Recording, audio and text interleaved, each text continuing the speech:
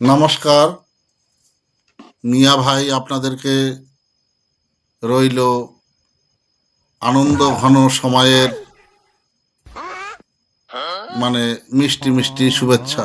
এখন আনন্দ ঘন সময়টা কি? এই সময় যে পেট্রোল পাচ্ছেন না, অনেক লাইন দিয়ে থাকতে হয়, তো একটা আনন্দ, এটাও একটা আনন্দ, তাই না? তো এখন ব্যাপারটা এই, সেই লোকগুলি কোথায় গেল এখন? দিল্লি না ঢাকা? এখন আর দেখা যাচ্ছে নিজে না খেয়ে তো আর কাউকে খাওয়ানো যাবে না, এটা তো কোনো কথা নয়। নিজে বাঁচলেই তো বাবার নাম। এখন বাবার নামটা রাখতে গেলে পরে নিজেকে খেতে হবে। এখন নিজেরটা দিয়ে তো আর নিজেকে বিপদে ফেলানো সম্ভব হবে না। এতদিন তারপরেও নতুন সরকার গঠনের পরে সাহায্য, চাল, পেট্রোল সব কিছুই মোটামুটি দেওয়া হচ্ছিল। এবারে আমাদের হয়তো বাজেট নিজেদের জন্য যেটুকু রাখার সেটুকু তো রাখতে হবে, তাই না? তবে ব্যবহারের জন্য অনেক সময় মানুষের নিজেরটাও কিন্তু অন্যকে খাইয়ে দেয়, নিজে না খেয়ে থাকে। যদি ভালো কিছু ব্যবহার আপনাদের পেতাম, আমরা নিজেরাও ভালো মন্দ সবাই মিলে অনুরোধ করতাম যে অরাজকের মধ্যে বাংলাদেশ আমাদের পড়শি দেশ, ভাই, আমার পূর্বপুরুষ, আমার জন্মস্থান, নিশ্চয়ই মনটা কাঁদে। সে হোক হিন্দু চাহে মুসলমান। তবে এই কথাটা সবসময়ের জন্য মনে রাখবেন, কথাটা যে আপনি নিজে পাওয়ারে বসার জন্য মানুষকে বোকা বানিয়ে পুরো দেশটাকে একটা ভারত বিরোধী সাব্যস্ত করেছেন সবাই মিলে বলতে কিছু কিছু যারা এনপিআর না এনআরসি কি যেন একটা দল করেছে, আমার তো সেটা মনেও নেই, যে শাপলা কলি নতুন নতুন দল, যেটা ইউনূসের সরকারের যেটা ছিল। তো যাই হোক, এখন ব্যাপারটা আমি এইটুকুই বলতে চাই,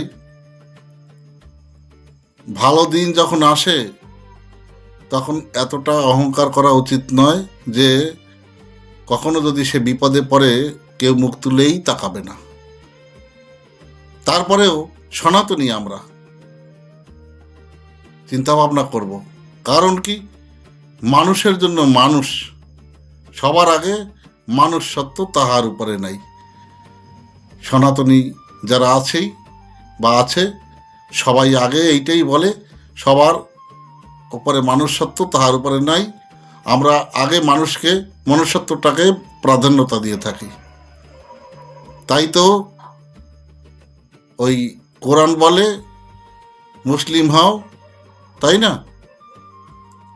আর ওই বাইবেল বলে ঈসাই হও,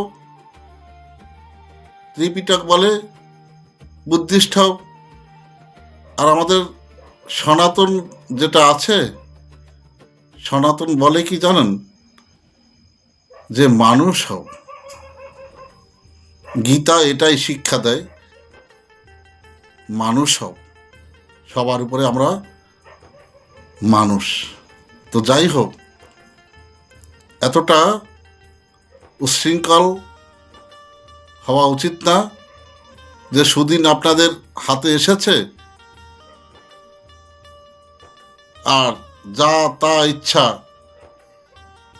সেই ব্যবহারগুলি শুরু করে মানে সবাইকেই শত্রু মানে চোখে সাব্যস্ত করেছেন।